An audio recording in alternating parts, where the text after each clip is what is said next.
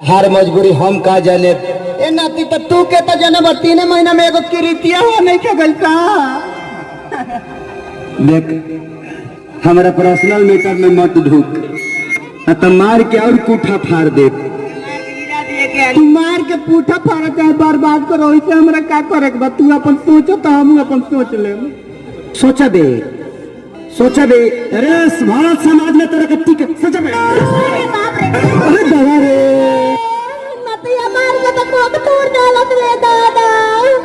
दादा करबू दादा कि कतना ले कही हमर मना रही दिंदा